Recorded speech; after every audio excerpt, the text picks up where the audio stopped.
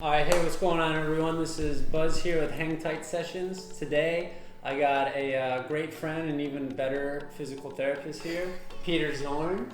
What's up, man? Yeah.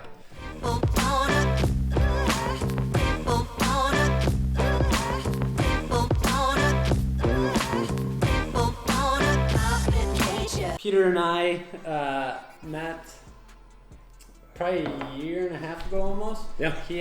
I injured my shoulder climbing, and that's what this video is really going to be about, is just shoulder health in the climbing world. It's one of the most common injuries in the climbing space, and what Peter's going to go over is like how to not only prevent injury, but also create a better shoulder health in general for all of us that want to have climbing last a whole lifetime. Yeah. So we're going to jump into it with two little exercises and routines that we're going to talk about, and then Peter, why don't you give an intro? So hello, my name is Peter Zorn. I'm a doctor of physical therapy in the greater Chicagoland area.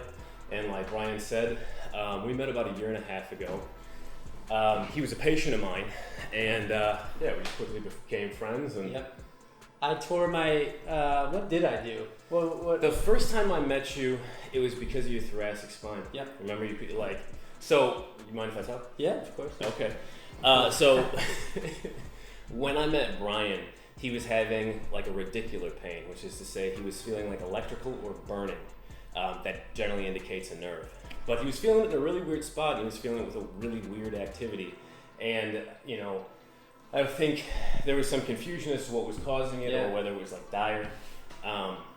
In the current healthcare climate, often if you're not like dying actively at that moment, then they're generally like, okay, well you're all right. You can find your way out. And Brian was like, yeah, I know I'm not dying, but you were 26? Yeah. I'm 26 years old. I shouldn't have pain with anything, with any activity. And you're super healthy, there weren't a lot of factors that would indicate like why someone as healthy as you and as fit as you would have any kind of pain like this. But doctors I work with know that I really like interesting cases, so they sent him my way. And what I pieced together, because the pain you were having was only from one part of your spine, from your thoracic spine. Now, for the majority, do you remember it was like T7? Yeah, T6. T6. Yeah. Okay. T6, T7. Right? Yeah. Yeah, the one in between those two bones, right. So the bones at that part of the spine, they don't do the nerves at that level don't do a whole lot. Like nerves coming from the neck go to your arms, they allow all this to happen. Nerves from your lumbar spine go to your legs, they allow all that mobility. The ones right about here, they pretty much just go to the intercostal muscles, which is to say the muscles between your ribs. And the pain you were having was like right between your ribs, and it was an intense burning pain. It was only when you planked. Yeah. And what I figured out was Brian had scapular dyskinesis, which is just a fancy umbrella term for his shoulder blade moved weird. Like that's it. That's really what it means. It's like, because we're always trying to figure out what's going on underneath the skin. Yeah. So sometimes you may not know exactly what you're seeing, because we don't have X-ray vision, but often if you're like, hey, pick your arms up, and you see one of the shoulder blades go like this, you're like, that's weird. Something's going on there. And then you figure out what's causing it. And in Brian's case, what was causing it was a weakness of your serratus anterior, which is the muscle that keeps the shoulder blade against the rib cage, so it allows the whole shoulder complex to move the way it's supposed to. And once we strengthen that, because I also had an MRI. Yeah. The MRI was like really clean. The only thing it showed is at that level, at the T6, T7 level, you had minimal degeneration. But like, man, you were a soldier. Yeah. You're a rowdy kid. Like, you're a maniac who climbs. Like, you're gonna have some miles on the machine. So to see like minimal degenerative changes.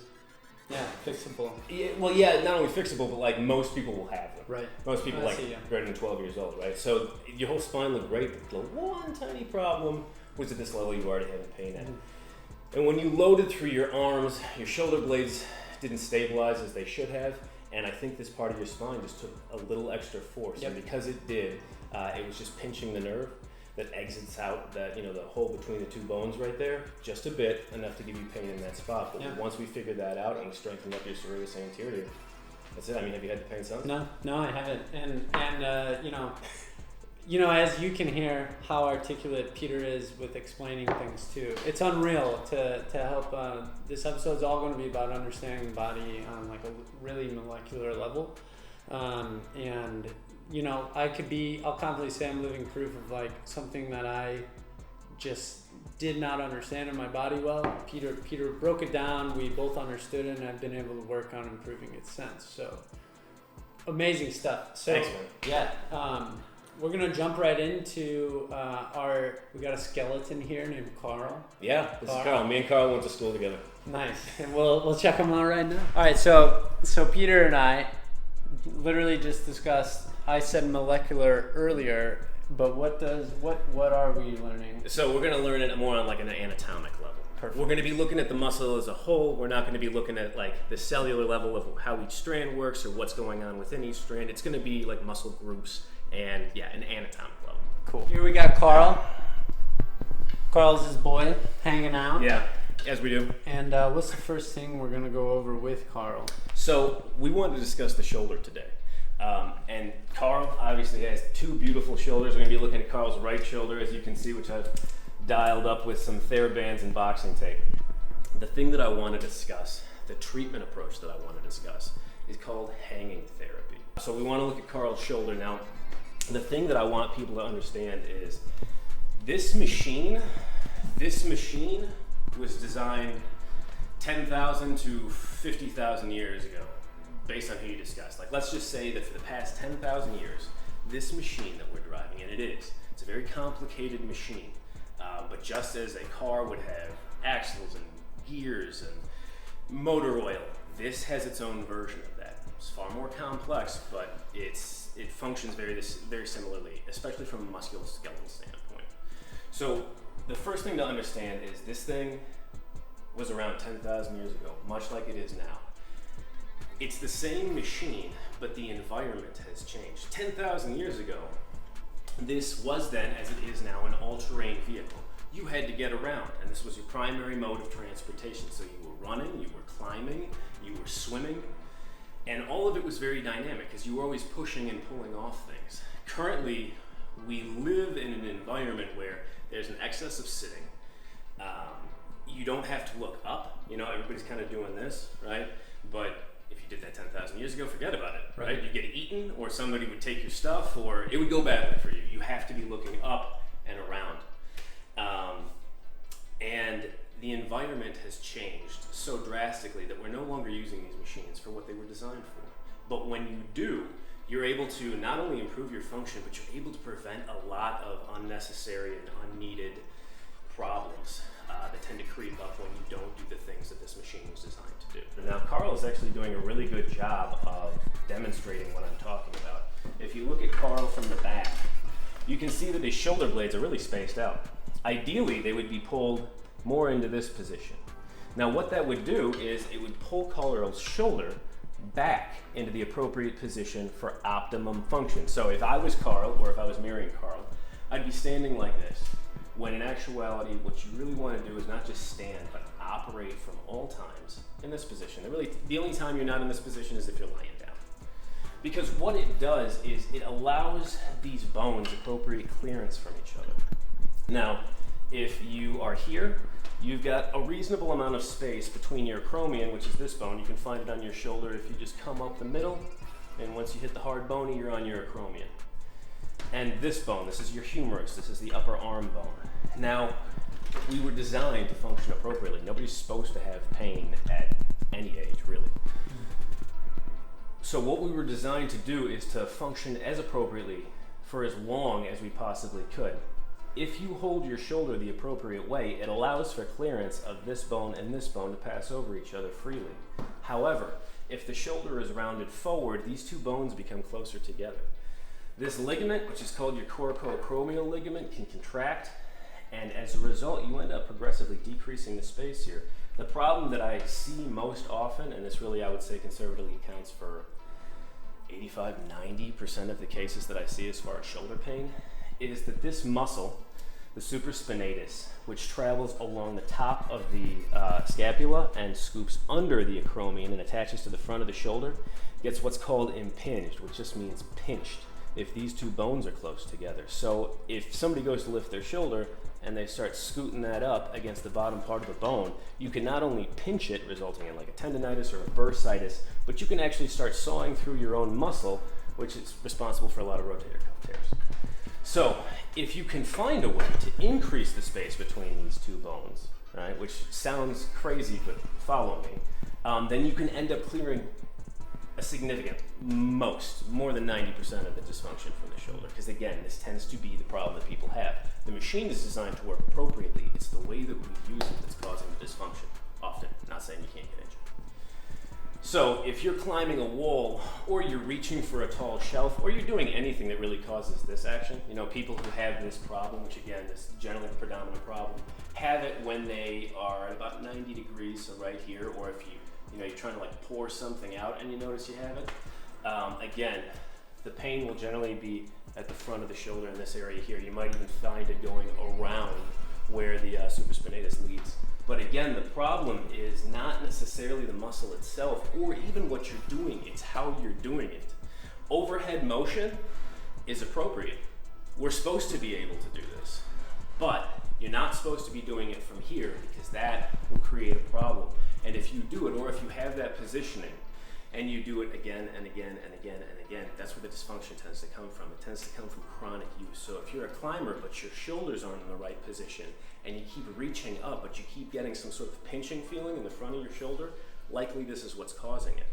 But the correction, as it turns out, is really not only very natural, but very simple. So how you treat this, as was figured out by a guy by the name of John Kirsch. He's a board-certified orthopedic surgeon, and he wrote a book called Shoulder Pain, the Treatment and Prevention, I believe it's called. We'll double-check that. But it's a brilliant book. And what he figured out was that humans are one of the 5 great apes, right? You've got gorillas, orangutans, bonobos, chimpanzees, and humans. The other 4 continue to swing from limbs, right? You should be like, okay.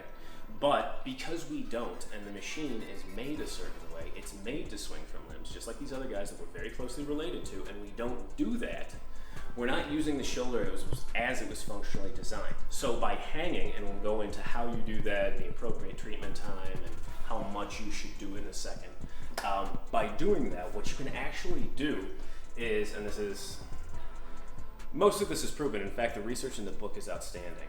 He had one study where I think there were about 92 participants, and 90 of them, which is not a small number, 90 of them showed vast improvements. I've had improvements with this method within 2 weeks of treating patients. So if you're looking for research, and always do your own reading, always do your own research. Again, you can find that book. We'll put a link to it. Yeah. And it's a really excellent source of information. I recommend it for any doctor, any therapist, and there's a certain amount of medical jargon in it, but if you're willing to do a little extra reading, any layperson as well. Okay, so what you can do is not only can you sort of lengthen the coracoacromial ligament, or at least make sure that it's not in contracture, you can increase the space between this bone and this bone. You're saying, how can you change bone? Well, according to Wolff's law, which states that a human or an animal's bone will respond to the load it's put under and the stresses that it's put through, which is proven countless times to be true. Like when we have a patient who's had any sort of total joint replacement, first thing we do is we stand them up. We stand them up because your body increases bone density as soon as it's connected to the ground. That's why it's so important for these people to get standing as soon as possible, because we want the bone to grow around the prosthetic implant that we just put in. In a similar instance, people who have osteoporosis, or like old people who fall and their hip shatters, it's not just because they're older. That's a part of it, but I wouldn't even say it's the major part. The major part is that they're highly inactive, they spend the majority of their time sitting, and as a result, their body stops increasing bone density, and so their bones are very brittle or hollow, for lack of a better term, so they break far easier. The more time you spend connected to the ground, the thicker your bones are going to be. So in that, the more stress appropriately that we can put on this joint space, the healthier this area is going to be and the more mobility that we're going to have in it. So what's appropriate? Well, what were we designed to do? We were designed to hang, we were designed to swing, we were designed to climb.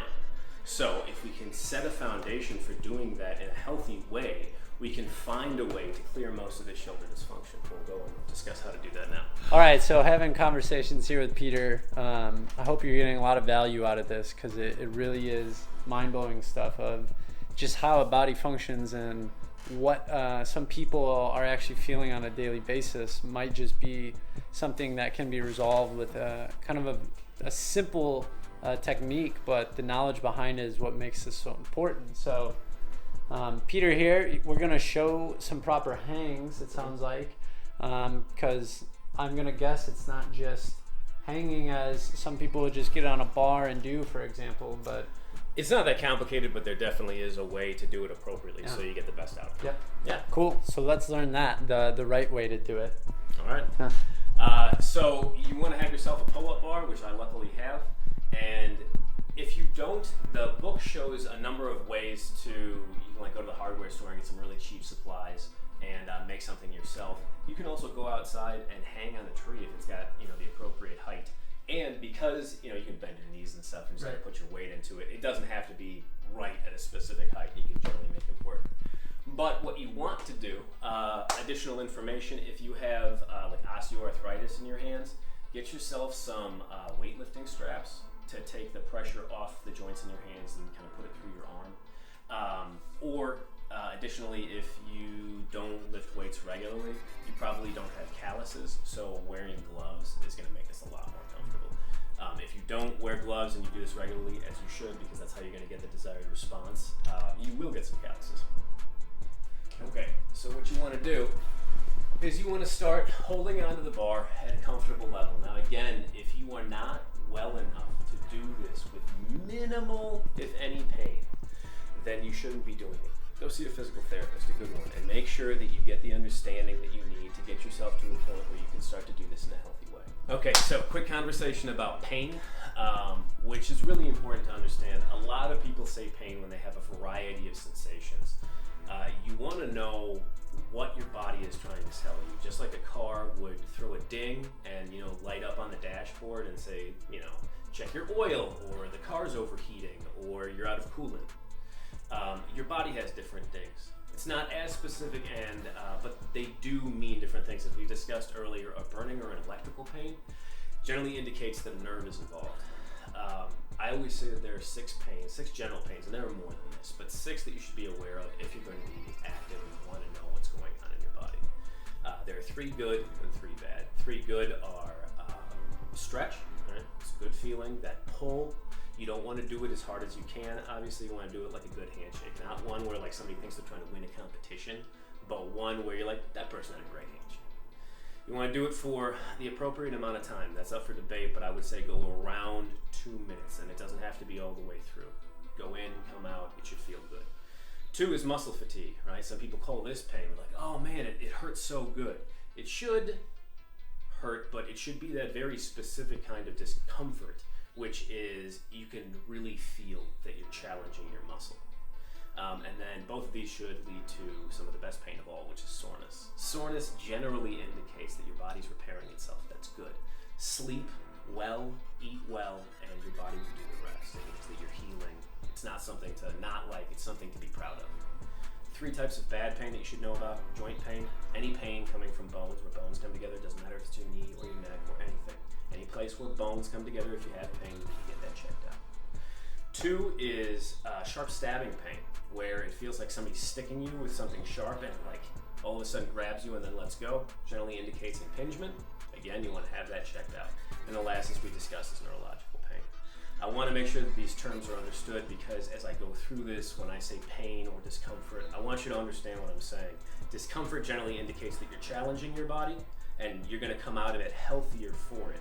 And pain generally indicates that you're tearing the machine apart and that you should stop doing what you're doing. So you're going to reach for your bar at a comfortable level. If you got a bigger reach, you can go further out. It's not really important, especially in the beginning. You'll feel what feels good. And then you're just going to allow yourself to hang. Now in the beginning, especially if you're not a climber, this may be uncomfortable, so don't, go straight for a minute or try to do as long as you can. You want to condition yourself. This is going to take time. It's part of the long game. So you're going to put as much weight as you feel comfortable through your arms. And initially, I would say do this for 10 seconds. See how you feel. If it feels great, do it for 15. Work your way up to 30 seconds. Most of the people who do this only really do it for 30 seconds at a time. I've never gone longer than a minute. So put as much weight as you want through your arms and then just hang there.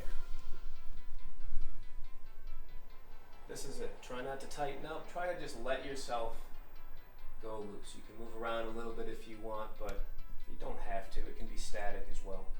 Do your legs hold any tightness? No. I mean, your hamstrings are activated because you're bending your knees, but you'll feel a pull through your lats and around your shoulder. You may even feel one in your low back. A lot of people like to do something similar to this for low back pain because it distracts the spine.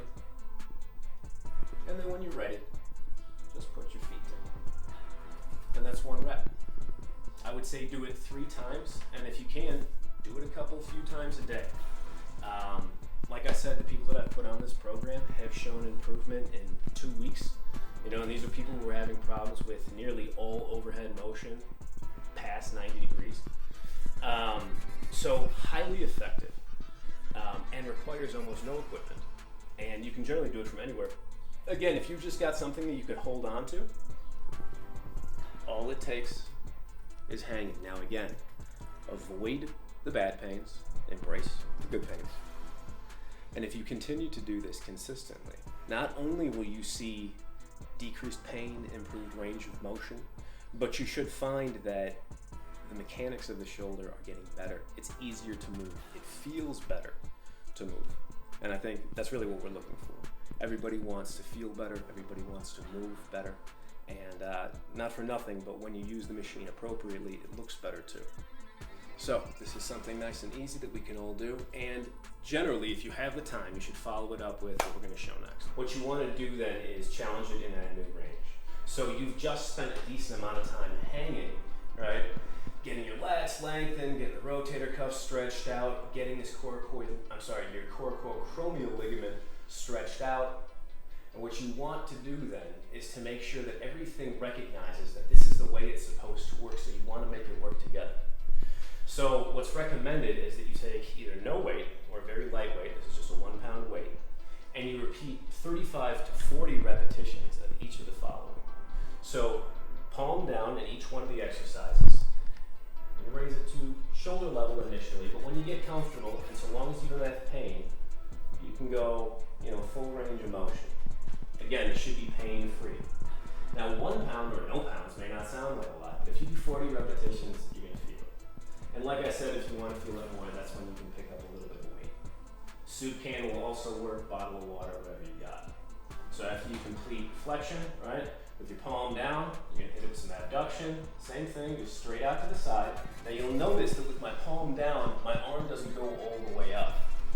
In order to make that happen, right, you can try it yourself at home. It's not really going to go past here. In order to get full range, you need to turn your arm over so you get your greater trochanter, which is a bone, or a bony prominence anyway, out of the way. And then you can go all the way up. But this is not the way to do it. We want to make sure we do it palm down, and again, just within your comfortable range of motion. 35 to 40 repetitions of that as well. Then, put your hand on something, and you're going to do extension. Again, hand in the same position, and you're just going to bring it straight back, high as you can come, comfortably.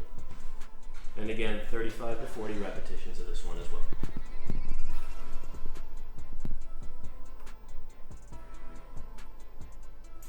And that's it. Okay, so we're going to see if Brian can hang. Let's do it. All right. So I think it's funny what everything's Peter is explaining. It's so useful, and everyone, I think even before he started, I was thinking, well, everyone knows how to hang, properly, and of course, climbers, of course, are going to be hanging a lot because that's all a part of climbing is. But how it's broken down by him of just a simple hang like this, where if I treat it as the primary exercise, I think it's gonna feel a lot better on my shoulders and really let me start appreciating it more, feeling aligned. So.